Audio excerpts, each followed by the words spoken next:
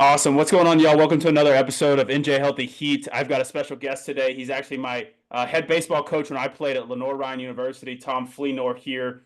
Dude has been in the game for a numerous amount of years, has seen, baseball at all different levels from high school baseball to college baseball to the professional baseball side in his own playing career to summer leagues, everything in between. He's recruited thousands of players, seen hundreds of players go off into the professional rankings, including myself. He's built some winning programs from scratch. He's been a part of a lot of winning teams, and he's also seen a lot of losses. So he's going to be able to speak on both ends of things, and he's going to be a good resource for you guys when it comes to getting recruited. So I know that a lot of you are tuning in here are either players in high school looking to get recruited or parents of high schools. When we get to the question and answers, please have some questions ready. I promise you, you're not going to come across too many people in the baseball world that are going to have as much knowledge or experience in the recruiting game as Tom Fleenor. So without further ado, man, I just want to jump into one question and then we'll get into your backstory here. And it's pretty much just, how would you describe the biggest difference between high school players who make it at the next level and the ones who don't? I think it's a commitment to training first and foremost. I also think it's the ability to handle failure, which I think is gigantic, and that answer will probably come up later on in this podcast as well. But there are a lot of really talented players out there all over the country, but those that are really committed to the process and understanding that you may be talented now, but how talented could you be with the right training, the right commitment to training? But I really think work ethic is a huge difference maker between those that make it out of high school to college, and then the ones that end up doing well in college. And the percentage kind of bounces around from 7 to 9% from year to year, but that's the percentage of kids that actually go from high school to college. It's only between 7 and 9% depending on the year, but that's a very, very small percentage. So there's got to be some differences. Everybody's got talent, but those kids really committed to the work part of it are the ones I see succeed the most. Yep, yep. And so now that we've got that one, I just wanted to kind of grab some attention in the beginning. Now that the guys are locked in, the parents are locked in, just give us a background of who you are, how you went about your own playing career. If you want to touch on that a little bit, the success that you had, obviously being in the Hall of Fame of your own college, and then how you got to where you're at right now and the journey that you've been on. Well, as a player, I was raised in the northern part of Georgia, right above Atlanta. I had divorced parents, kind of bouncing back and forth between parents, and my mother had moved to Florida, and I decided to stay back in Georgia with my dad and his family. And at some point, they decided they were moving to Illinois, so I had to make a decision. And it was almost strictly a baseball decision, but I also kind of wanted to be with my mom again too. But I moved to Florida as a result. That was the best thing I ever did for my playing career and really for my life. But went down there, Central Florida, very serious baseball. Not to say that Cobb County doesn't have serious baseball, but down there it's been serious for decades and decades. So I was put in a situation where I was playing with a lot of good players, and I had to step up my game. Ended up not even starting as a junior in high school. Got a couple of pity at bats, but then became a starter as a senior. Became all county, and that led me to being recruited by a small school in Tennessee that I had never heard of. And it was I really came down to really a simple choice. Did I want to go to a junior college in Florida and kind of start over and have to be recruited again in 2 years? And I'd already been to three different high schools.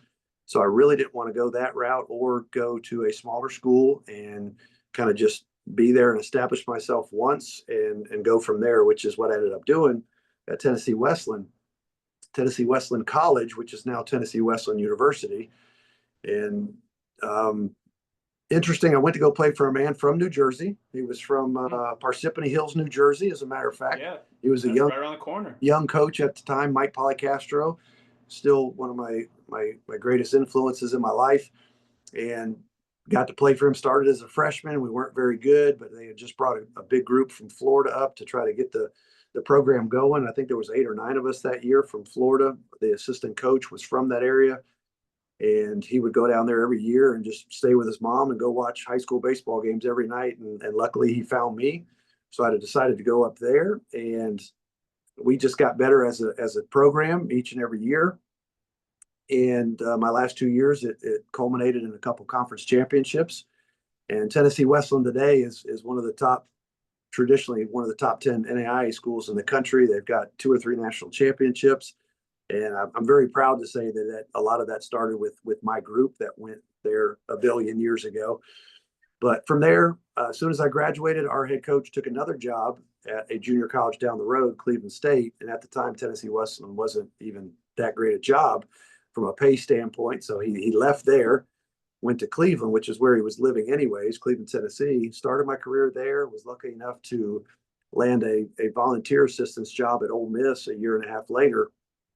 And back then, volunteer meant exactly that. Like I worked for nothing. Yeah. Volunteers, as of 5 or 6 years ago, were making anywhere between $50 and $120,000 a year off of camps. I couldn't even work my own camp at Ole Miss and get paid the going rate for an instructor. So I did probably 9 or 10 camps all over the country during the summer, especially that first summer, and spent 4 seasons there, which was just priceless.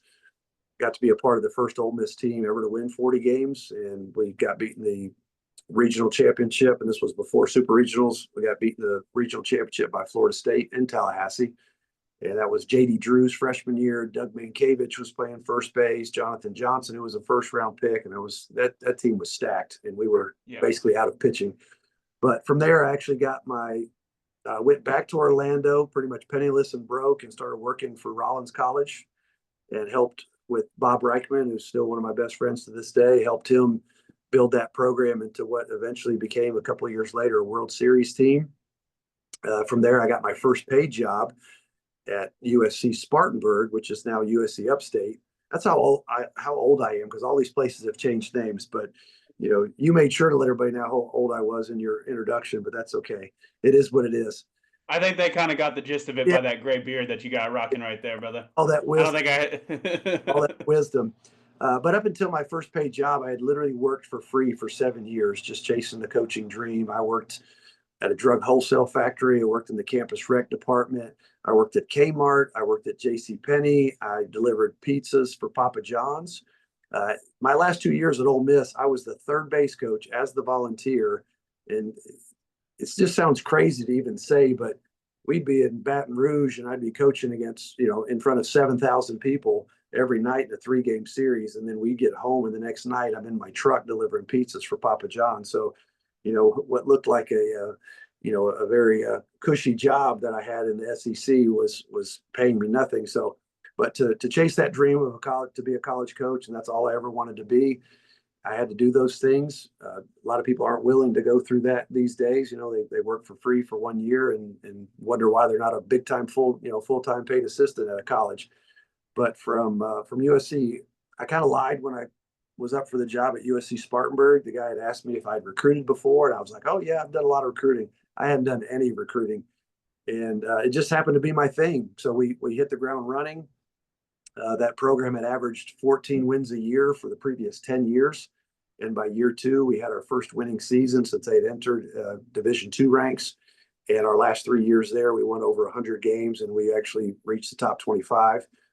And that program is, eventually was, Division I. My last recruiting class there was actually the first Division I class in their history. And then from there, I got the chance to start a junior college program from scratch at USC Sumter in Sumter, South Carolina. They gave me the opportunity to build a program and said, "Hey, you're not going to have any scholarship money, and you're not going to have any budget money. And right now you don't even have a practice field or a place to practice, period." So I said, "Yeah, sign me up."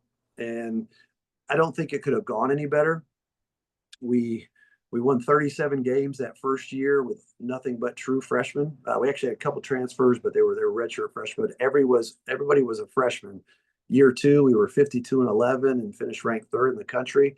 And in my time there, in 6 years, we averaged just over 41 victories a year, and still no scholarship money, no budget money. Everything was raised, and no on-campus housing. We had a lot of things working against us. They finally built us a practice field, I believe, in year 4. And we just, continue to get better. And that's still a very good program. They actually went to the World Series, I think 2 years after I was finished there.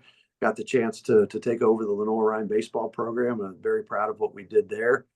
Signed a lot of kids that first summer, including one Matthew De La Rosa, What's wild is that first summer, I got the job in like June, and unfortunately had to cut some kids from the program to free up some money. And you happened to be in Hickory, North Carolina that summer playing ball, and I basically stalked you for 2 months. You worked all my camps. You told me no twice, at least, maybe three times. But that summer, not only did we get you committed, but we had Brantley Rumford, who was a two-time All-Conference player for us. We got Wes McGuire, who's a minor league pitching coach, who previously ran the what was that place he ran? The Yeah, Florida Baseball Armory, Director Armory, of yeah, Player Development. Armory, and that's what got him into pro baseball. Who else did we have that summer? John Luke. John Luke Curtis, eighth round pick. We already had Thomas St. Clair and some other guys, but we signed a heck of a class in about a month and a half there. But I was very proud of what we did there. And now I'm at Thomas University in a little bit warmer weather. As we get older, that those North Carolina winters get a little bitter, especially when you're trying to coach in them. Because I don't care what they tell you, college baseball is not a spring sport. It is mostly a winter sport. It doesn't get spring until the end. And I know you had trouble. I know Ivan Vietes from Miami had just a terrible time with the weather. It was tough. It was tough. But now I'm at Thomas University, and I really like what we're building here. And it's taken a little bit longer than I wanted to, but we've completely changed the culture, and I think we're bringing in great kids. We're killing it in the classroom. We're raising a ton of money every year, and trying to just make things nicer for the guys. We're making constant improvements to our facility, and just qualified for the conference tournament again for the second year in a row. So we're very proud of that. But I think that's kind of got us up to date on my path, and I'm sure there's a whole lot more in there. But that's to try to keep it as short as possible. That's a way to sum up a 32-year career, Yeah. a little bit of playing career in the Tennessee Westland part of it, but that's where we're at. So that was kind of like 36 years in a nutshell. There you go. Yeah. Long story short, ball. You know your way around the baseball field. You mentioned that you've definitely coached some players who have been to the big league level, who have played professionally. When you get them in college or you're seeing them, like what is one or two things that you can point to and say like, all right, this is what separates these guys from just like the regular run of the mill guys who are coming through your programs? Like, what is it that makes them a professional outside of just like the talent, right? Like everybody who goes to play professional baseball has extreme talent. What else is there that you can point to and say that that's professional guy there? I mean, it's still that commitment to the work. I mean, and I'll go back to that over and over again. It's amazing the range of professional players that I've had. I've been fortunate enough to coach a couple of first rounders, and everywhere in between. And I don't even know what the number is. It's well over 125, and believe 17 of them I saw I have. saw 125 on your Yeah, yeah, yeah. that hadn't been updated in a while, but I mean, I don't think it's any more than 130, 135. But the biggest thing that I didn't make any of those kids into pros. The, I think the biggest thing I did was not mess them up. But I'm sure there's some kids out there I probably did mess up and keep them from playing professional baseball. But we won't talk about them. But I think obviously the talent part of it is one thing, and they ranged everywhere from kids that just did the minimum and they were just so talented that they got that opportunity. But I think those were the ones that kind of flamed out in minor league baseball. And then you got those other kids that worked their tail off. Some made it, some didn't. And it just there's a lot of luck involved. But the talent gets you in the door. The work and the commitment to the process really separates them from other players. Because at the end of the day, professional guys, yes, they care how good you are, but if they know they're going to have to always motivate you and talk you into working, you're not a good investment financially for that organization. So, and honestly, the human being that they are, I think it's talked about a lot at the college level, but it's very important at the professional level too, because you don't want, for lack of a better term, you don't want turds in your organization, no matter how good they are, because they will be weeded out, they will be found out, and those are not your organizational builders. So it literally always comes back to the work, because if you've got talent, you better work at it, or you're just another talented guy that wasted his time and wasted other coaches' times with not putting everything he could into it. So for me, it just always comes down to work. I mean, Yeah. you're a prime example of that. You're one of the hardest workers I've ever had. I'm not just saying that because I'm on your podcast, but I mean, you were a guy we had to be like, okay, Dela, just seriously, just stop, and that's good. That's what we want as coaches. We want people we have to rein in rather than always having to, pat them on the butt and say, you can do this, you can work hard. And some people just have it. And that's a testament to your parents, other people you've been around, other coaches you've been around, and just the person that you are. And that's that really is the separator. And I fully believe you would have made it had it not been for unfortunate injury. And I don't even think it was that, coach. Coach, I don't even know when the last time we talked about all that. Man, I developed the yips, man. I couldn't even throw a baseball 60 feet, dude. oh Lord, I didn't even know They, about the yips. oh, dude, yeah, 2019 after our incredible season, I threw a 3.3 ERA. Like my stuff was still there, and then I just forgot how to play catch. And Wow. here I am 26 with the 3.3, I think with the 3-to-1 walk ratio. I probably could have gotten picked up. That's when I went back down to Mexico. I signed and figured it out down there. I don't have the yips anymore. I think I had just put so much pressure on myself being 26, was the oldest guy on the team. I was like, I'm getting cut any day now. Yeah. And I cut myself before anybody could ever cut myself. I cut myself up here well Right. before anybody could cut myself, and that played me into all that. But yeah, no, I appreciate all those words, man. That's one of the biggest things that I try to instill in the kids that are listening to this call, the parents that are on this call that I work with their kids. I mean, it's the work, man. It's the work. Like, there's just no recipe that will work if you're not putting in the work, if that makes sense, right? So you have all of these kids who are like, what should I be doing? What drill, what swing, what anything. It's just like, dude, if you just get up and you work every single day, like you're gonna find the answers you're looking for. Yeah. It might take you a little bit longer. It might not. You might get around good coaches. You might get around good, trainers, or you might have to figure it out yourself and watch, hundreds of videos of YouTube to figure it out. But if you're consistently putting yourself in a position to just work, like you're gonna get to where you want to go. And honestly, I think another key aspect of these guys we're talking about, a separator, is the ability to handle failure. And I think it kind of goes hand in hand with if you're working, and I tell all my freshmen that come in here that they want to make an impact and they want to hit 10 homers in the fall and have 25 strikeouts in the fall and all this stuff. I just challenge them to be the best at work. I said, if you do that and be the best at work, you're number one going to get better as a player, and number two, you're going to gain the respect of your teammates, your new teammates, especially your older ones, your juniors and seniors, and that does help you.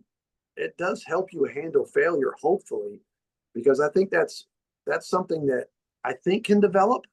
I think it is natural for some people, though. My buddy Bill Mosiello, who's probably he probably single-handedly the best baseball coach I've ever been around in my life. He's back with TCU now. He was able to he had the opportunity to manage Mike Trout at 2 or 3 different levels in the Angels organization. And he said the most impressive thing about Mike Trout, he didn't talk about his speed, he didn't talk about his failure or his power, his speed, arm, which didn't have a great arm, but it's Mike Trout. He said his ability to come to the park every day, whether he was 0 for 5 the day before or was 4 for 5, was something like he had never seen before and has never seen since. And you're talking about a kid who was, probably 18 years old the first time, Coach Mo got a hold of him in the minors, but he said it was unbelievable. The kid was, failure. I'll go get him tomorrow. So, and unfortunately for Mike Trout and all his injuries, I mean, he's still, one of the top 5 talents in all of baseball, especially when he's healthy. But Yep. that's a huge thing, and I don't know how much of that is natural for Mike Trout or how much of that was learned. Probably a good bit of both. But that ability to handle failure is definitely a separator as well. Yeah, I think if you can just, for any job, but specifically for baseball, if you can just get lost in the work and lost in the process, like it's such a cliche, but when you really think about, when you really deeply understand what is the process, okay, it's getting to the field at the same time every day, doing the same stretch routines, going through the same hitting workouts, getting the same ground balls, like win, lose, or draw, you're going to see me here tomorrow doing the same thing. And I don't know how kids get that, because I personally did not even get introduced to that until I went to the Northwoods League and I started playing every single day. And it's Yeah. like, oh, I really don't have a process here. Like these guys coming in from Louisville and Long Beach State, like they're coming in here, they got a T work routine. I'm just like, man, I don't really have something that I'm leaning on every single day. And then that's when I saw myself transform as a player. It's like sophomore summer coming into junior year, I finally learned like, oh, I got to do this stuff like daily. Like this Right. is not like I know how to work and I'm working, but like I'm not doing it day after day after day. I'm kind of like stringing in like, all right, one day on a Monday, one day on a Thursday, and hoping that like I'm gonna get better. I wasn't, Yeah. That's what leads you to hitting 230, getting benched, and we'll smell you. we'll, we'll smell Who you would do it? later. Who would? Yeah, yeah. What about some non-negotiables for you when you're looking at recruits in high school? Some things that you just have to have, can't teach, got to have it from day one. Well, although I do respect the opinion of high school coaches and junior college coaches that I talk to, their physical evaluation of kids is not as important to me as when I ask the very important question. And this is a non-negotiable for me.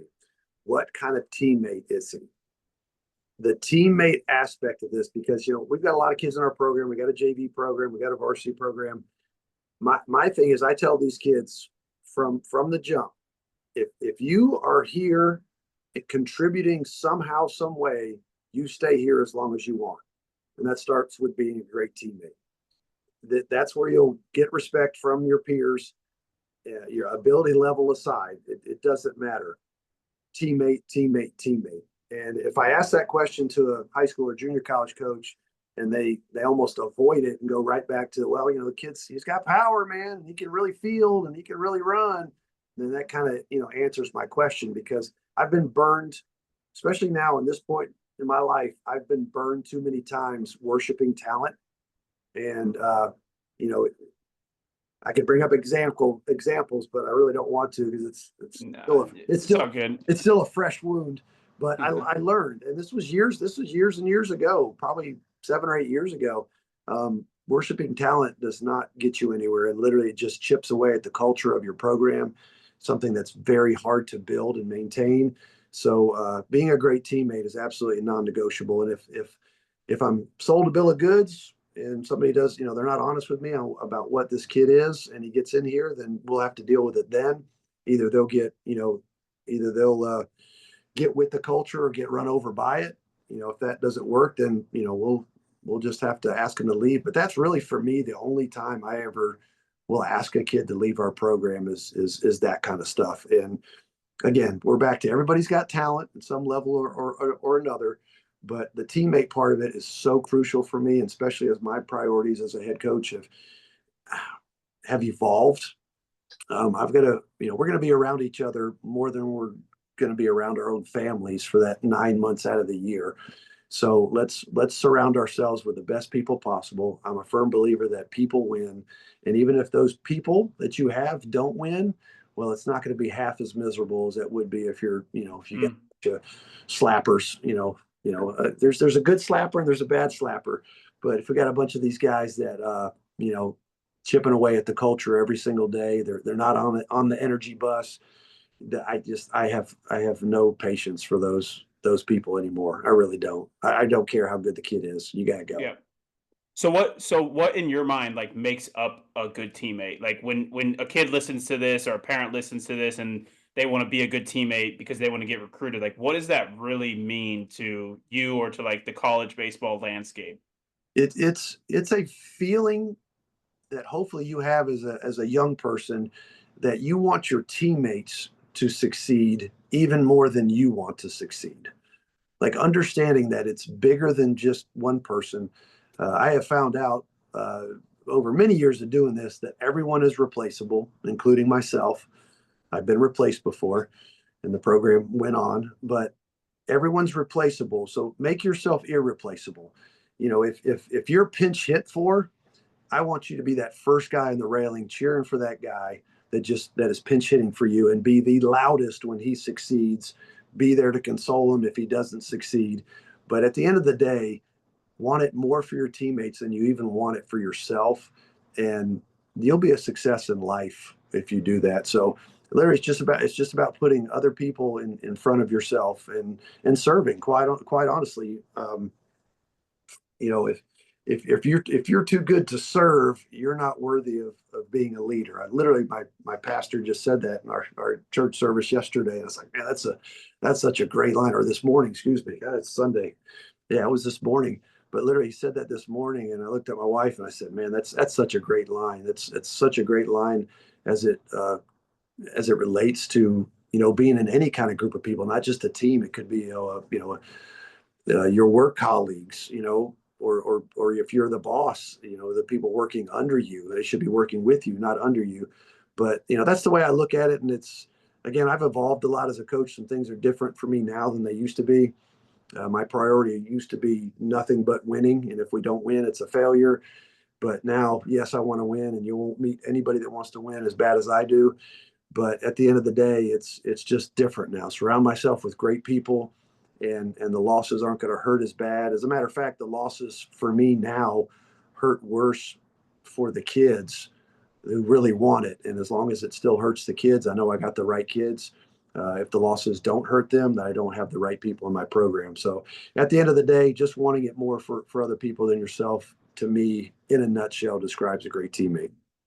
Mm, well said. Well said. What's something you think that high school players think is important in recruiting, but really like doesn't necessarily matter? That's Yeah, because just plain and simple, because you could be playing for a 1A program and hit 500, and you've got the greatest stats ever, and you're that pitcher on that 1A program, and you got a 1 ERA, and you're striking out 2.5 people per inning, and the stats just don't matter. You could have way worse stats playing at a higher level of high school baseball, a higher classification, and those stats are probably going to translate more to the college game. So at the end of the day, people really do get wrapped up in stats. And now, right now with all the, oh, my exit velo is this, and that's driving me crazy. I've got a consistent launch angle of 28.7 degrees. Well, that's great. Funny line I saw on social media said exit speed really doesn't mean anything if there's no exit. So your ability to put the barrel on the ball is what's important.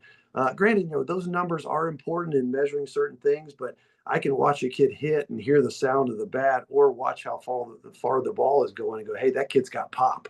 I don't yeah, need that number to tell me that. Now, if I do, if I am privy to some of those metrics and go, okay, this kid's, consistently 98 miles an hour, off the bat. Well, okay, he's strong. He's strong.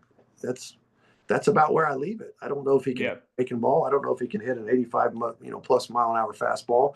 You know, people used to talk a lot about bat speed. Now that was the thing before the metrics. Bat speed. He's got great bat speed. Well, again, bat speed is great, but without the ability to put barrel on ball, it really doesn't mean much. So it's still, as advanced as we've gotten in some of those things, it still doesn't replace your eye, your gut, your experience, and what the kids can do on the field. And, you know, that's still kind of going to make my decision as a coach whether I recruit them or not. Metrics are fine, but and stats are, almost useless.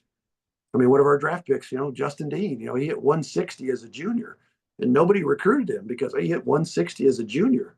Well, he was a 17th round pick as a junior out of a Division II school, and he came to our place as an invited walk on. So obviously stats didn't matter much because that kid came to prospect camp, and I was like, what am I missing?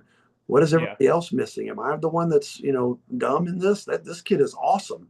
And sure enough, he started every single game that he was healthy from the time he stepped on the Lenore Ryan campus. And thank goodness I didn't pay attention to those stats, because I would have been sent down the wrong. That would have been one less draft pick. yeah. I think when you just get around enough, like when you are being recruited at a high school level, you do think that the stats are the most important thing because that's all you have to like, hang your hat on. Like this is what I have to show for myself. They don't understand, and I didn't understand as a high schooler, and how putting these types of conversations and putting this type of information out there will help them understand that like when you're being recruited by guys who have been in baseball for a long period of time, or if they're new into baseball as a coach, they definitely have seen high level baseball or been around it. They know what a good baseball player looks like. Like it's an eye test, and it's hard to quantify what an eye test really looks like. But like you said, like you can watch somebody hit a ball and just go like that guy can hit. that guy is strong. Or you can watch a guy throw on the mound and be like, that guy throws hard. You don't need to know what the spin and all of that stuff is and what his Right. stuff looks like. Can that guy consistently land a off speed in the zone? Is he able to throw an 0-0 breaker instead of just straight fastballs? If you watch a guy play baseball for 2 games, for the most part in high school, you can tell whether or not that's somebody that you enjoy watching their game. Do they run hard down the line? Do they make the routine plays? What does it look like when they are striking out? Because there's good strikeouts and bad strikeouts. Does Right. this guy look like he's way out of the zone and just chasing pitches all over the place, or did this guy get his hacks off in the zone? Maybe bowed a couple off and then struck out. That's a whole different player, and you're like, I can deal with that Or an up guy. called when that far outside to strike him out. Yeah, definitely. Yeah, definitely in high school. I watched one the other day. I posted, oh my God, a pitch out. A pitch out. The catcher literally caught it in the right-hander batter's box. Dude called it a strike, and I was like, oh my God, this Yeah. is nuts.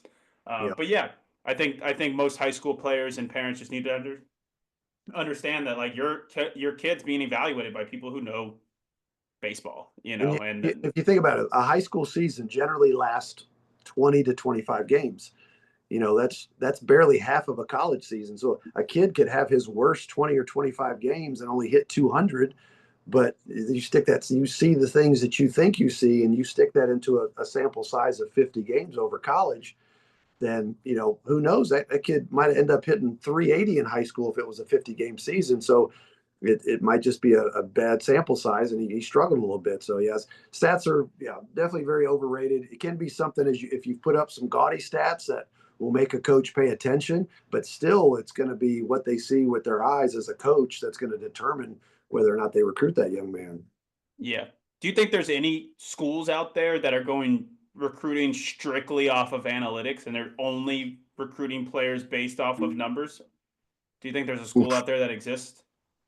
Uh, I would have to say yes, because it's baseball. I just think some of these folks, and it's the younger generation, I think, and they'll figure it out. They'll figure out, hopefully, that's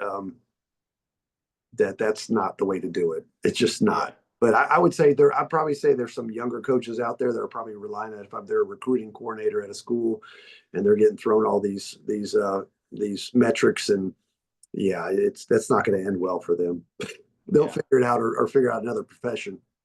Yeah, definitely, definitely. But let's move on to the parent side of this. I have a lot of parents that listen to this. I talk to a lot of parents throughout all of this. In the role of recruiting for a high school kid, what role does a parent play, or what role should they play, if any? How do they help support their young athlete getting to the next level? Well, Obviously, you as a coach are going to speak, and then yeah, if you can touch on you as a father, helping your own son get recruited in the baseball world. right. I think you said the word that I was going to choose, and it's just support. Okay, they need to support their young player son, and they've got to allow them to fail as well, and not try to fix everything for them, because it teaches some bad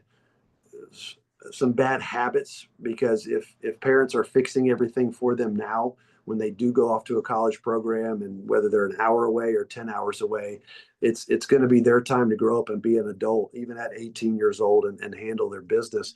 But if parents would just support their child, do whatever they can within their means to help them. uh, you know I know getting hitting lessons isn't cheap. Getting speed and strength training, lessons, it's not cheap. And some parents literally can't afford that. So let's figure out another way to do it. And that's a form of support too. Support's not just, hey, I've got more money than I know what to do with, so I'm going to sink it into every lesson I can pay for my kid to be at, every camp he can go to, and thinking that that's the way I'm helping them. Um, the other part of this is be realistic. Be realistic with your child's ability. The end goal is to find the best fit for them in college. There is, with social media being the way it is, I don't need me to sound like an old fogey, because I love social media in many aspects, but too many people are doing things now just for that commitment post. If a kid ends up, committing to a Division I school, and knowingly that kid is probably not going to play there, and in a year and a half, they're going to be looking for another school, and they don't usually, do another post. Well, now the post is, hey, I entered the transfer portal. That's the big one. And then I looked this kid up, and he was the 73rd player on Erskine's JV team, and then and they're in the portal now though because it sounds cool. The best thing to do is try to be realistic with your child. It's about the best fit for them and what the most enjoyable experience is going to be. You play college baseball. You want to play college baseball so you can do exactly that, play. And I use this all the time with recruits. 10 years from now, nobody will give a crap where you played college baseball. Your wife won't care, your boss won't care, and your kids won't care. But they'll care about how good of a husband you are, how good of an employee you are, and how good of a dad you are. So let's get them the best fit possible where that entire growth process is going to happen for them. And college baseball is just, it's just a small part of that. It's a cog in the machine, if you will, or it's part of the process. And again, 10 years from now, nobody will care where you played college baseball, but you will care that you got the very most out of it.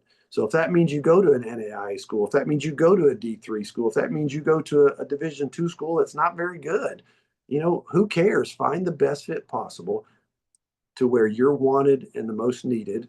And parents have to go along with that. And not just, oh, you could do a whole lot better. You could do a whole lot better. Oh, Matt, you could do a whole lot better than Lenore-Ryan. And I'm sure you heard that from people at the time because we weren't that good. But sure enough, you helped build. My whole lot better was going back to Cisco, brother. Exactly. It was not like I was turning you down to go to Texas. And build on those 8 at bats you got as a freshman. There you go. Yeah. So, but you know what? You saw the light. You made a great decision. It worked out great for you, worked out great for us. I mean, we all won in that, with that commitment to us. But just think, I mean, what would have happened? I mean, I don't know if you ever think about that. What if you'd have gone back to Cisco because of what you were being told?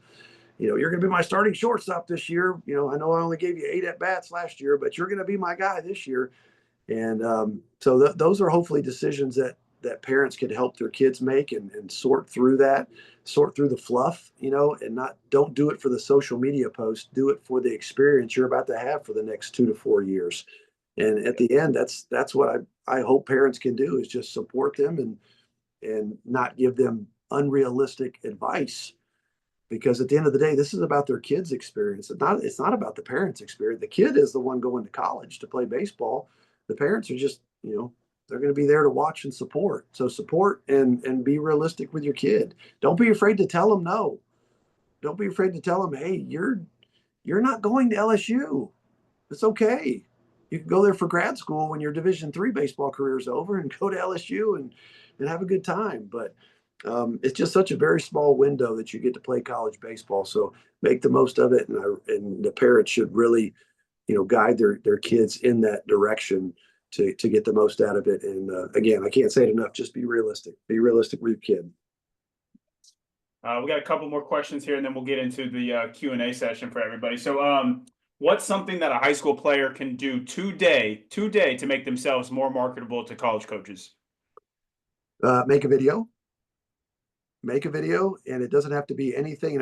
You get these big national companies, these recruiting companies, and it's a joke. Okay, it's a joke. There are a couple out there that are so individual. I could say the name. There's one guy that I think does it amazing, and it's such individual attention, and he does a great job getting these kids out there.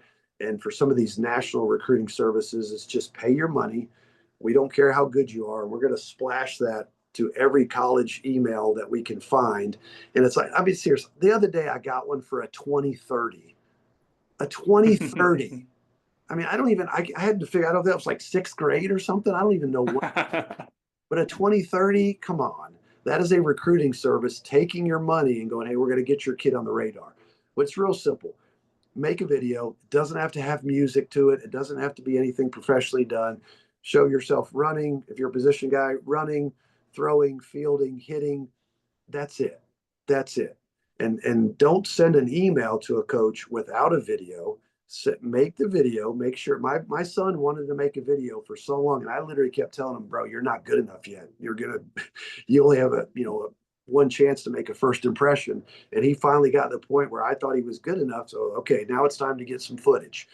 So for him, we waited until then.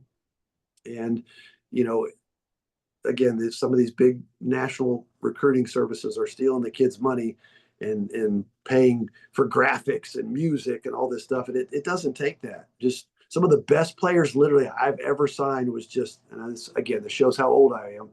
Some parent with a camcorder, one of the big old honking things. They got, then they were about this big, but just doing it and not even like well edited, and it's okay. But we just let us see all that stuff. And Yeah. I'll tell you, I will watch every single video like that. I will watch the recruiting service ones, maybe a half, maybe a third, but the ones that are just done, by themselves personally, I'll watch those things. So I'm like, man, that took some effort. And don't just And do it really don't take much though, no, Flea. It really no, don't. I zero work cost, with kids. zero I cost. work with kids. I don't market that I help with the recruiting side to anybody, but when I'm working with a kid and they're ready to be recruited and they've got, what I think, I'll show them how to do CapCut, and it takes Yeah, 30 minutes. It takes 30 minutes. You got video. We got an iPhone now. Tell your parents to record it like this. Get it, and let's just chop it up. And you're right. Like yep, it doesn't need to be anything crazy. I try to deter people. I don't know. You obviously know more than I do about the recruiting services out there. From what I've heard from players that I've played with, and then some parents out there, I haven't heard great things about them. So I always kind of deter people away from working with them because I just say, from the conversations I've had with coaches like you, other coaches that that I know, they want personalization from you. They want to know that you give a enough to make it, and that shows more character than paying somebody to do it. That shows that like I took the time to learn this for yeah. you. And I've never looked at a recruiting video and went, "Ooh, this is my favorite song. I'm glad I'm going to recruit this kid. He's taste in music." No, it doesn't have to be anything like that, man. Just show us what you got, and that'll either get me interested and start the conversation, or hey, this kid stinks, and Yeah. and and I'll even give kids advice sometimes. Kids that a lot of them that are, man, they email you over and over and over again. I finally just say, bro, this it's not happening. Let me give you some advice, and I don't mind helping those kids out either. I get it a lot on Twitter/X. A lot of kids, and I have signed some really good kids off of social media posts that I saw, and we just started a conversation. I've got a kid right now that's a shortstop from Dallas, Texas. Um, found him on Twitter, and I just started that and saw his video. Like, dang, this kid is a stud, and he's here now, and so it doesn't take much. The lights and the glamour and all that kind of stuff of these professionally made videos, that ain't it. That ain't that. It's not impressing anybody. It's not impressing anybody. It just means that you might have a little bit more money than somebody else that just made their own video. But I like the personal videos. One of the best players I ever signed, Chris Nowak, made it to AAA. He's from Wisconsin. I saw him fielding ground balls on a wrestling mat. Okay. The top floor of the gym. They had like the gym, and then there was another level. He was taking ground balls on a wrestling mat, and then there was some clips from some tournament he had played at in Arizona. Kid was a AAA player. That's all it took. No music, no nothing. So that got me interested, and obviously I saw a lot more after that. But it's like, man, that's pretty good. Am I seeing what I think I'm seeing? And it don't take much. But the National Recruiting Service is not a big fan of. I would honestly, if I'm a parent, I would rather call somebody like you know, and ask questions. Ask Just questions. ask questions. Give me Just some learn. advice. Like your story is, I mean, you got your own story, and it's a unique story, but uh, but so many other stories about players that made the wrong decision when it came to college, or went a different direction when it came to the recruiting process. And I would much rather, as a parent, ask you for advice, which direction we need to go, than that, because you're not going to go, well, hey, I'll give you advice. It's going to cost you another $250 an hour. No, they're already using your service, and that's probably the most valuable thing you can give them is that type of advice. So that's the way to go. Yeah. Yeah, no, the recruiting stuff. First off, I didn't even make a recruiting video. It's probably why I only had one offer out of high school as well. I couldn't get anybody to come watch me, nor did I send my video to anybody. And I was standing around senior year, like, where are my offers at? Yeah, Like, well, I think I played in front of four coaches, and all four of them didn't like me. So, because you know, there's the old saying that, hey, if you're good enough, they'll find you. That Not true. it's not true. Not true. Not You true. got Defensive player of the year, yeah, all state. Not yeah, true. Not true. yeah. Nobody knew who the heck You I got to do a was. little bit. You've got to do a little bit. If you're lucky enough to have a high school coach that promotes, because some high school coaches do a really, really good job of that. Some of them, they're just trying to win high school baseball games because they think that's going to get them into heaven if they win enough. But at the end of the day, you got to do some work too. You got to do some work too, because I know some high school coaches that are very good at it, and I use those people, and they're straight up with me and they're honest with me.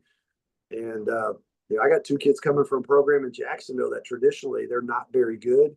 And he's like, Tom, I know I've I've sent some clunkers out in the past, but this is absolutely the best team I've ever had in my life. And sure enough, they just won the region title for the first time in, I don't know, 1,000 years.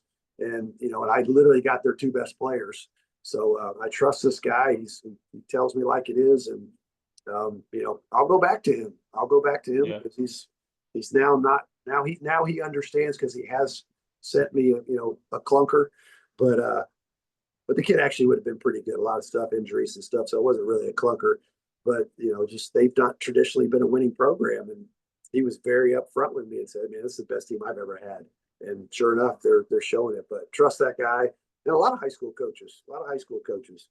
So yeah, that's the route to go, man. No, not somebody running a recruiting service, somebody that's been there and knows a lot of other people that have been there. That's the best piece of advice or the best source of advice that these parents can or the kids can get about the recruiting process. Nice. I've got a question here from one of the parents in the chat here. It says, basically that was a great point on your, don't make a video for your son because Bradley wasn't ready at the time. Going back to that. So when is a good time when do you know that you're ready to make a video and start marketing yourself to coaches? And how do you determine that?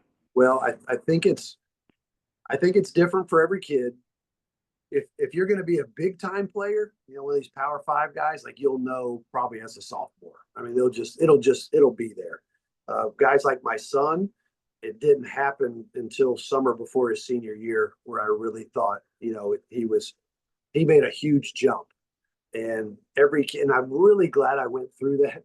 I'm really Was that sorry to cut you off, but let me ask you this too in that same vein, and hopefully you can answer as well. Is that because you truly felt that he was ready, or did you almost feel like, oh, we're running out of time as well? This is junior year going into senior year, like we have to go now as well. I A think it little bit was of both. I think it was more that he was ready, but a little part of that timing aspect of it, and he was bugging the hell out of me. So there was a Scotia of that in there as well. But no, I just he made such a jump. But for my son, he didn't start working at baseball until he was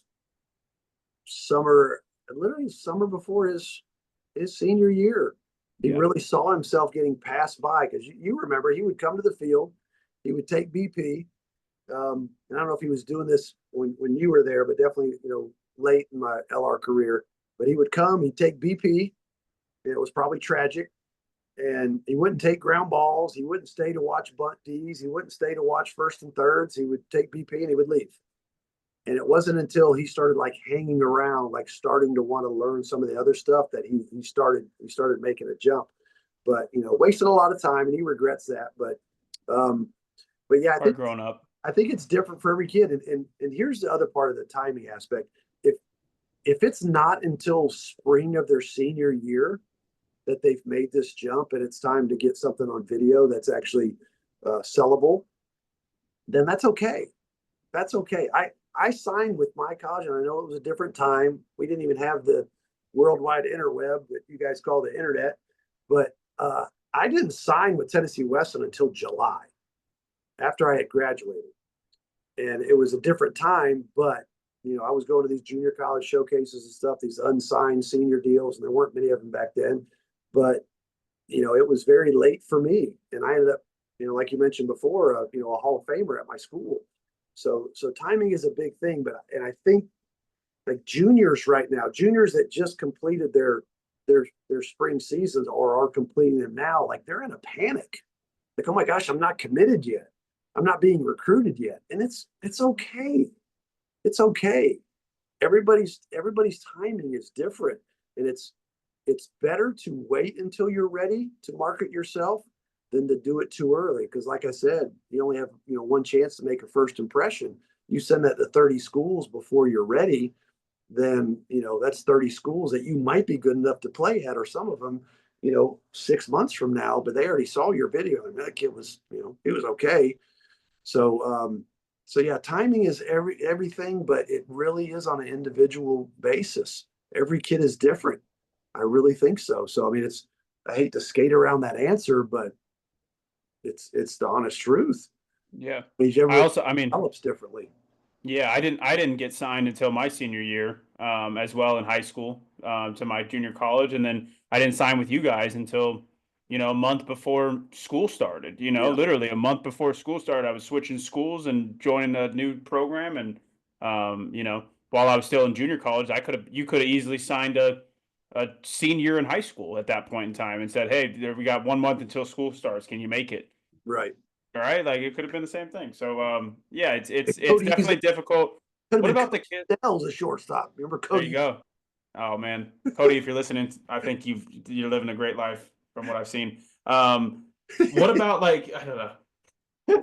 You threw me off with that. Threw me Focus. off with that. Focus. But what about what about the kids what about the kids who want to play college baseball, but let's just call a spade, like they're not the best athletically and they're trying to get to the next level and they really want to play. Like, what do you tell a kid like that who is still, you know, senior year and they're still maybe not something to market there? Like, is that something where you're just like, hey, you got to give this up? Or is that something where it's like, hey, man, you can find a school that's going to take you? You just I have to be willing I to work a truly little harder. I truly believe there is a place for every single kid that at least wants it bad enough.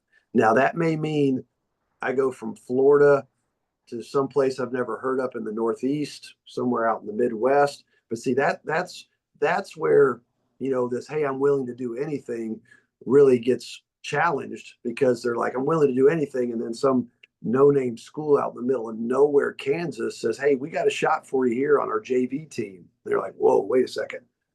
Number one, it's in Kansas. Number two, it's a JV team. Wow, I don't know about that. So it's almost like your bluff could be called. But I have thought this for a long, long time. If you like, for instance, our program, we've got a JV team. Like every kid that comes in here is going to play as a freshman, and we play other junior college. We play junior colleges. We play other 4-year JV teams. Um, and some of them are like, well, I'm just too good for that. Well, okay, well, then you're just too good for this program. But there's crazy stories have happened. I've got a kid right now. He's a sophomore year, JV player last year, started the year on JV this year, and after about a month of the season, he's one of our best pitchers on varsity as a sophomore. It was I don't know if anybody could have predicted it, but uh, and I've got one kid that's starting for us right now that started the year as a JV player, started the year as a true freshman JV player. He's one of our best hitters now, at the end of his freshman year. And he started playing with us probably about midway through. So it really comes down to what are kids willing to sacrifice to chase this dream? Because I can't say it enough. There's a place for everybody. Now, what you're willing to sacrifice regionally, geographically, uh, you know, again, that's where the rubber meets the road, and you truly find out, well, how bad do you want to play? I mean, at the end of the day, first off, anybody that works with me, they get no sympathy for me because I literally have lived all over the country. I've picked up my life and moved for the things that I feel like are most important in my life. Secondly, if you want to play college baseball, chances are you probably want to play pro baseball if you have the opportunity. So if you get the opportunity to play pro baseball, guess what? You get shipped to Florida. And then from Florida or Arizona, you get shipped to some podunk town in the middle of nowhere. And then you Yep. just go all over the place. So like if you can't if you can't live with that in college, then like what makes you think that you're like actually going to do this as a full-time professional?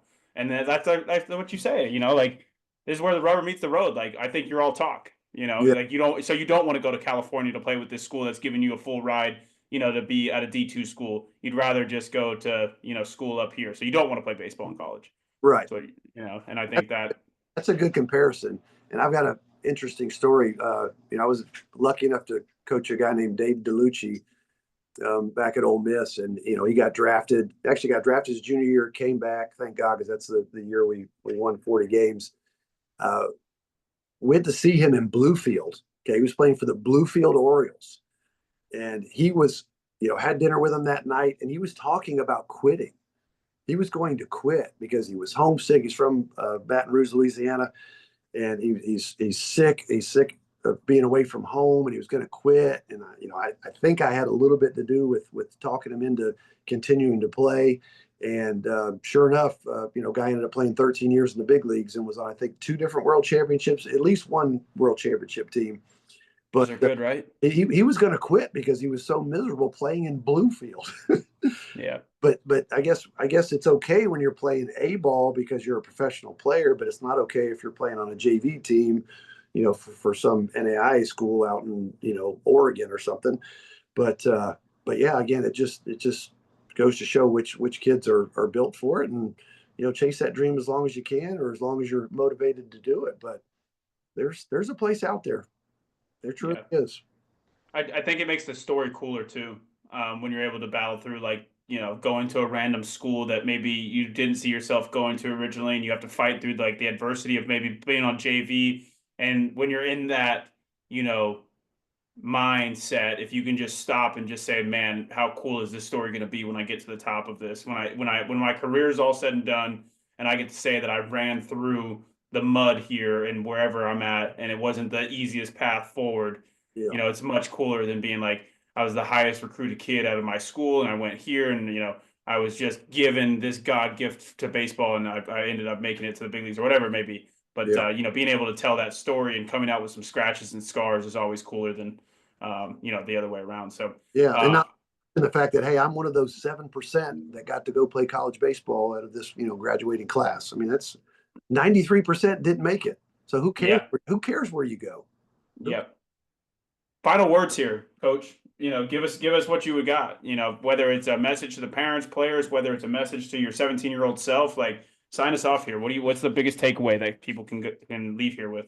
oh wow, that's a lot of pressure, because I did think about that 17-year-old self question, and I Yeah, there thought, you go. man, just learn to handle failure better, because I was not good at handling failure.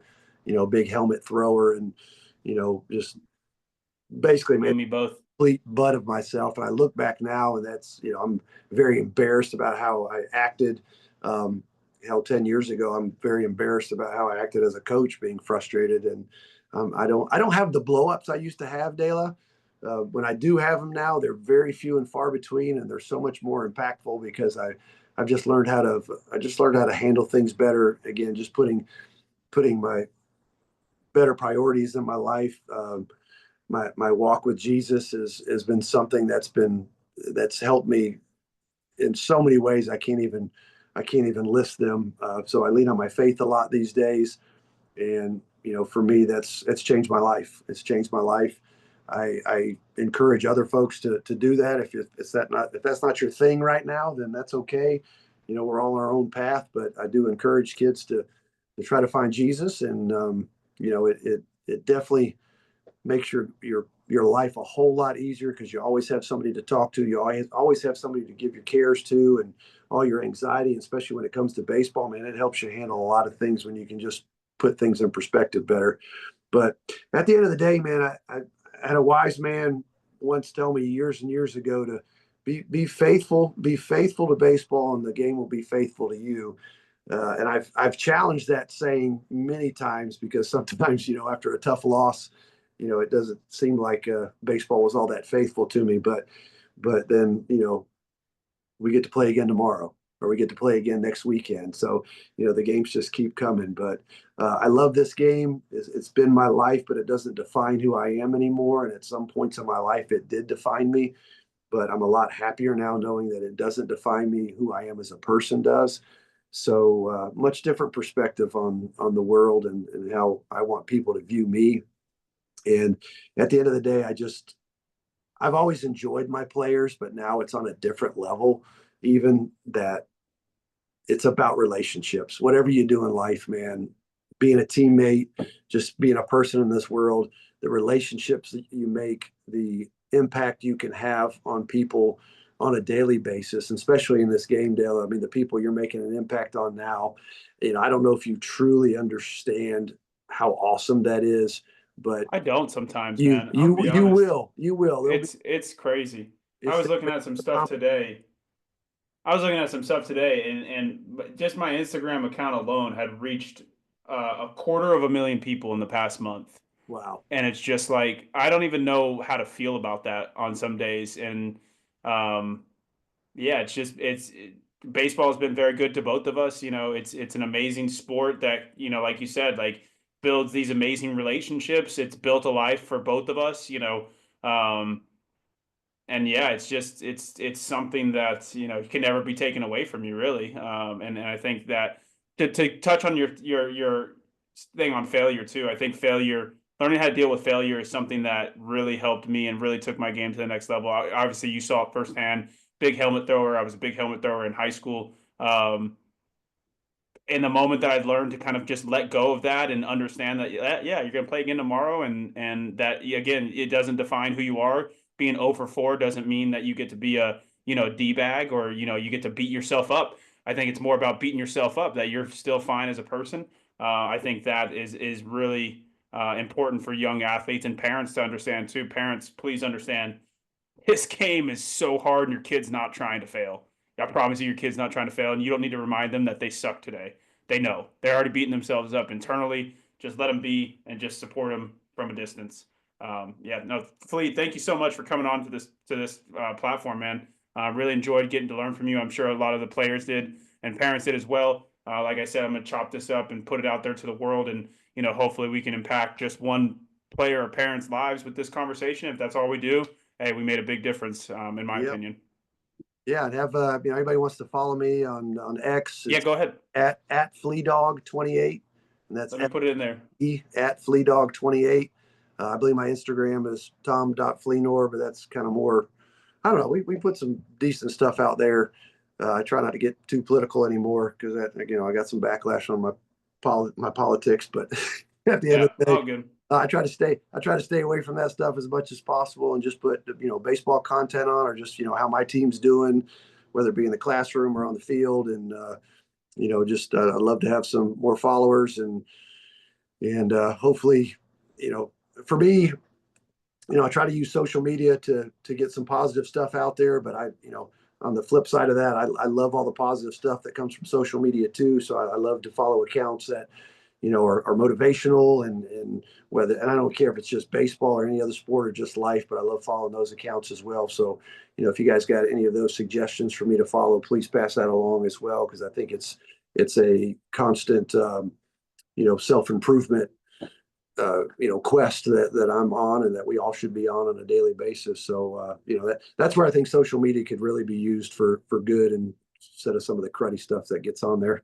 Man, if you reprogram your algorithm, I'm so glad with the NJ Healthy Eat account that I was given a fresh slate to like make it like whatever I wanted. Like I've made my algorithm just like nothing but baseball and motivational content Yeah. and coaches talking and things like that. My other one is just like I don't even touch it anymore. I'm just like I don't need to look at whatever you think I want to see. I promise you I don't want to see that anymore. But I don't Yeah. know how to tell you that. I don't know how to get that out to the world that I want to see any of that. Yeah. Um, so no, that's good stuff, man. Yeah, this is kind of where it wraps up. I don't really have a great way of wrapping up, sign off, I guess. I don't know, but Okay. Well, we'll I'll get it on. always end my interviews with all glory to God and go Nighthawks. There you go. Go Nighthawks. All right, thanks. Thanks, Flea. All right. Thank you, guys.